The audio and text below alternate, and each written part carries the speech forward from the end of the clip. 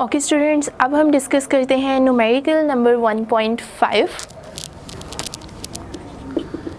और इसकी जो हमारे पास स्टेटमेंट है वो क्या है, find the value of g and the uncertainty using the relation t is equivalent to 2 pi under the root L divided by g from the following measurement made during an experiment। और हमें कुछ data given है, that is length of a pendulum is equivalent to 100 centimeters, time for 20 vibration is given as 40.2 seconds, length was measured by a meter scale of accuracy up to 1 millimeter and the time by stopwatch of an accuracy up to 1.0 seconds।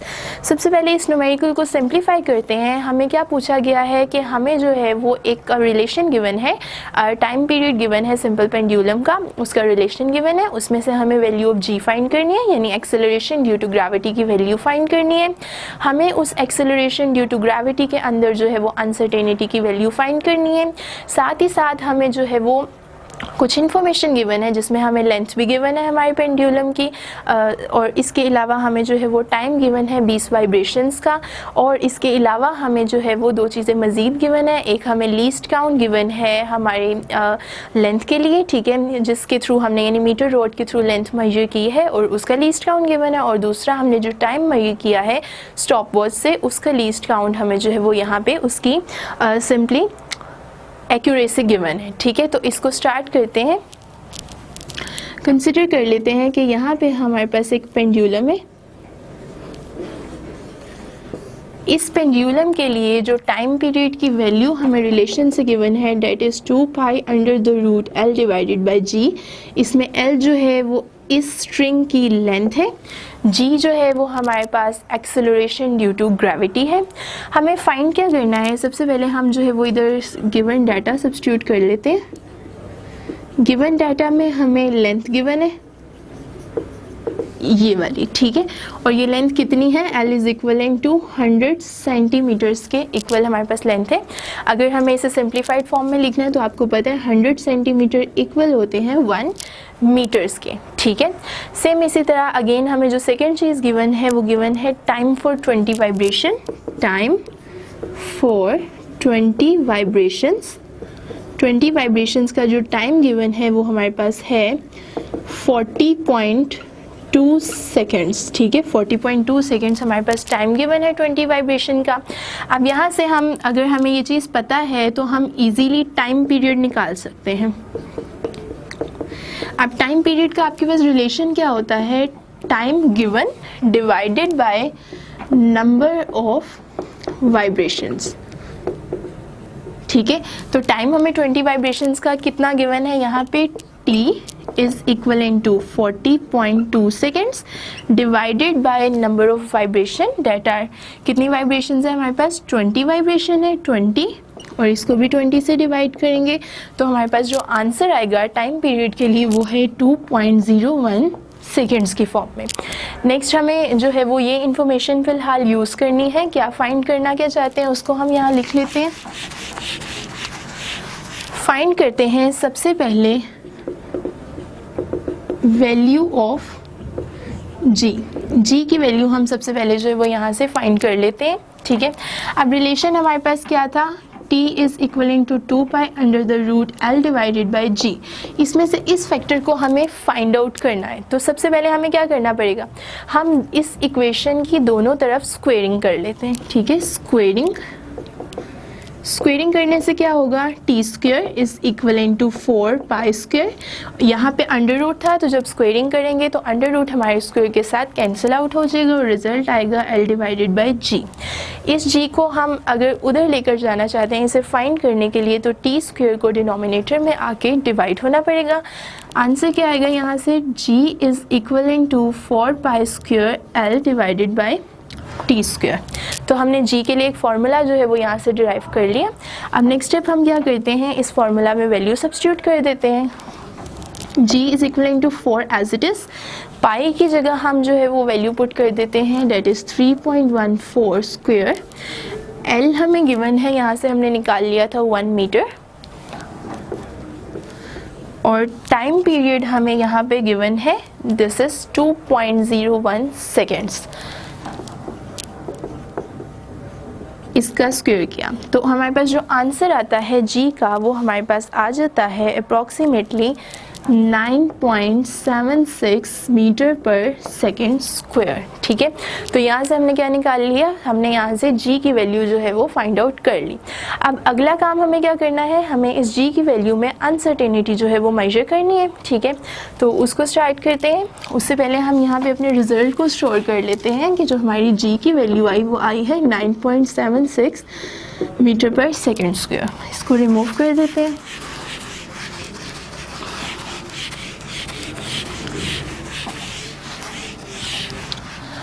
अब अगर हमारे पास जो relation आया था उसको अगर हम rewrite करें g के लिए, वो क्या आया था 4 pi square l divided by T square. ठीक है, तो यहाँ से हमें नज़र आ रहा है कि अब अगर हमें फाइंड करना है टू फाइंड अनसर्टेनिटी इन जी की वैल्यू में अगर अब हमें अनसर्टेनिटी फाइंड करनी है तो ये अनसर्टेनिटी डिपेंड कर रही है दो पैरामीटर्स के ऊपर, एक है लेंथ और दूसरा है हमारा टाइम पीरियड। तो यहाँ पे हम लिख सकते हैं कि अनसर्टेनिटी इन जी इक्वल होगी किस चीज़ के, अब जो अनसर्टेनिटी है यहाँ पे आपको नज़र आ रहा है टी और एल जो है ये बेसिकली पावर फैक्टर्स की तरह जो है वो बिहेव कर रहे हैं। तो अनसर्टेनिटी इन जी अगर हमें ओवरऑल लिखनी है तो हम कैसे लिखेंगे, लेंथ के ऊपर चूँकि पावर जो है वो 1 है तो हम लिखेंगे percentage uncertainty T in length plus percentage uncertainty in time period. अब यहाँ पे जो एक बात हमें नोटिस करनी है वो क्या है कि टाइम पीरियड की यहाँ जो पावर है वो 2 है। इसका मतलब है परसेंटेज अनसर्टेनिटी जो टाइम पीरियड में आएगी उसको हमें मल्टीप्लाई करवाना पड़ेगा 2 के साथ। तो ये बेसिकली हमारा जो है वो फॉर्मूला है जिसके थ्रू हम फाइंड कर सकते हैं अनसर्टेनिटी इन जी के अंदर। ठीक है, तो इसके लिए हम अब क्या करते हैं, हमें सबसे पहले अनसर्टेनिटी निकालनी पड़ेगी लेंथ के लिए। इसको हम रिमूव कर लेते हैं। ठीक है, और हम यहाँ पे लिख लेते हैं कि हमारे पास जो एक्यूरेसी गिवन है किस चीज़ की, सबसे पहले लेंथ में एक्यूरेसी, लेंथ एक्यूरेसी वो गिवन है हमारे पास, उसकी वैल्यू है 100 सेंटीमीटर्स। और हमारे पास जो स्टॉप वॉच से फाइंड की जाने वाली टाइम की एक्यूरेसी है, टाइम एक्यूरेसी वो है 0.1 सेकेंड्स के इक्वल। तो सबसे पहले हम फाइंड कर लेते हैं uncertainty in length, uncertainty in length. Basically यहाँ पे हमें परसेंटेज अनसर्टेनिटी निकालनी पड़ेगी। तो परसेंटेज अनसर्टेनिटी निकालने से पहले हम फर्स्ट पार्ट सॉल्व कर रहे हैं। हम सबसे पहले लेंथ में एब्सोल्यूट अनसर्टेनिटी निकालते हैं, एब्सोल्यूट अनसर्टेनिटी। एब्सोल्यूट अनसर्टेनिटी किस तरह से निकाली जाती है, एक्यूरेसी यानी जो हमारे पास लीस्ट काउंट गिवन होता है, ये इन शॉर्ट हमारे पास लीस्ट काउंट ही गिवन है। ठीक है, लीस्ट काउंट हमारे पास जो गिवन होता है उसको हम लिखेंगे यहाँ पे। तो यहाँ पे हमारे पास क्या आ जाएगा कि 100 सेंटीमीटर्स को अगर हम देखें तो हम इसको किस फॉर्म में लिख सकते हैं, 0 पॉइंट, ये हमने जो है वो मेजर किया है मीटर रूल के थ्रू, तो इसको हम सिंपली लिख सकते हैं 0.1 मीटर्स की फॉर्म में। यानी जो हमारे पास एक्यूरेसी गिवन है किस चीज़ की, हमारी लेंथ की एक्यूरेसी गिवन है, वो हमें गिवन थी, सॉरी यहाँ पे करेक्शन कर लेते हैं, वो गिवन थी 1 मिलीमीटर्स के इक्वल। इस 1 मिलीमीटर को जो है वो हम चेंज करके जो है वो लिख सकते हैं 0.1 सेंटीमीटर की फॉर्म में। तो यहाँ पे भी हमारे पास क्या आ गया, लीस्ट काउंट 0.1 सेंटीमीटर की जो है वो फॉर्म में आ जाता है। ठीक है, अब इस एब्सोल्यूट अनसर्टेनिटी को निकालने के लिए क्या करेंगे, least count divided by measured value. तो हमने लेंथ कितनी मेजर की थी, अभी प्रीवियस सेक्शन में ही हमने देखा, हमने जो लेंथ मेजर की थी वो इक्वल थी 100 सेंटीमीटर्स की। तो यहाँ 100 आ गया हमारे पास। ठीक है, अब अगर हमें यहाँ पे परसेंटेज अनसर्टेनिटी निकालनी है तो उसके लिए हम क्या करेंगे, इस चीज़ को मल्टीप्लाई करवा देंगे 100 से, तो आंसर कितना आ गया हमारे पास 0.1%। तो 0.1% हमारे पास क्या है, हमारी अनसर्टेनिटी आ गई लेंथ में। अब नेक्स्ट हमें जो है वो फाइंड करनी है अनसर्टेनिटी टाइम पीरियड में। इस चीज़ को भी हम यहाँ नोट कर लेते हैं कि uncertainty, percentage uncertainty in length कितनी आई हमारे पास, 0.1% के इक्वल आ गई है। ठीक है, अब हम फाइंड कर लेते हैं अनसर्टेनिटी टाइम में।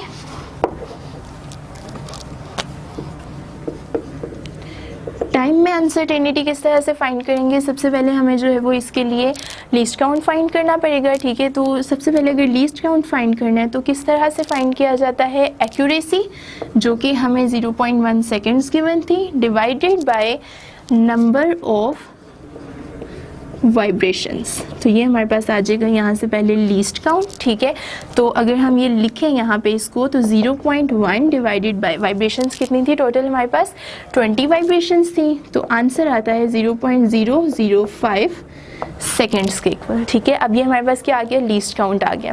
अब हम फाइंड करते हैं परसेंटेज अनसर्टेनिटी। परसेंटेज अनसर्टेनिटी क्या होगी, least count that is 0.005 second divided by measured value of time period. और measured value of time period जो हमने पीछे निकाला था वो आया था t is equal to 2.01 seconds के इक्वल। ठीक है, उसकी वैल्यू यहाँ लगा देते हैं 1 सेकेंड्स। तो हमारे पास जो आंसर आ जाता है उसको हम सिंपली यहाँ पे, क्योंकि हम परसेंटेज अनसर्टेनिटी निकाल रहे हैं तो इसे मल्टीप्लाई करवा देते हैं 100 से। तो इन शॉर्ट हमारे पास जो आंसर आएगा वो आएगा 2.5% के इक्वल। ठीक है, तो अब यहाँ से हम लिख लेते हैं ये भी कि percentage uncertainty in time period कितनी आ गई, 2.5%। इन दोनों वैल्यूज़ को हम अपनी इस इक्वेशन में जो है वो पुट कर देते हैं, तो रिजल्ट क्या आएगा, टाइम में लेंथ में कितनी हमारे पास अनसर्टेनिटी थी, that is 0.1% plus 2 multiply by uncertainty in time period is simply 2.5%, 0.1% plus 0.5%। ठीक है, इसको जब हम जो है वो सॉल्व करेंगे तो हमारे पास रिजल्ट आ जाता है 0.6% की फॉर्म में। तो जो टोटल अनसर्टेनिटी आ गई हमारी जी की वैल्यू में वो कितनी आ गई, 0.6% आ गई। ठीक है, अब इसको जो है वो हम थोड़ा सा मज़ीद सॉल्व करेंगे।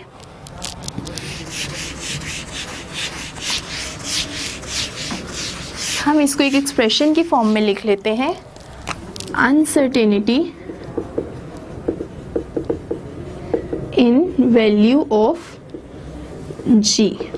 ठीक है, तो वैल्यू ऑफ जी में कितनी uncertainty I, 0.6% in value of जो जी हमने कितनी निकाली हुई थी, 9.76 मीटर पर सेकेंड स्क्वायर की फॉर्म में। तो अब अगर हम इस 0.6 को परसेंट की फॉर्म में लिखें, हम इसे यूँ लिख सकते हैं ना, 0.6 डिवाइडेड बाय 100 मल्टीप्लाई किस चीज़ में है, 9.76 में। तो आंसर हमारे पास जो अनसर्टेनिटी का फाइनल आ जाता है वो आता है 0.06 मीटर पर सेकेंड स्क्वायर की फॉर्म में। तो ये है हमारी टोटल अनसर्टेनिटी की वैल्यू। अब अगर हम एक कंक्लूड करके लिखना चाहें कि हमारी जी की वैल्यू क्या आई है और साथ ही साथ जी की वैल्यू में अनसर्टेनिटी क्या आई है, तो उसे हम किस तरह लिखेंगे, 9.76 metre per second square, this is the value of G, plus minus uncertainty कितनी है जी की वैल्यू में, 0.06 मीटर पर सेकेंड स्क्वायर। तो ये हमारे पास जो है वो अनसर्टेनिटी की भी वैल्यू आ गई और साथ ही साथ जी की एक्चुअल वैल्यू भी हमें इससे पता चल गई है। तो ये था हमारा न्यूमेरिकल नंबर 1.5।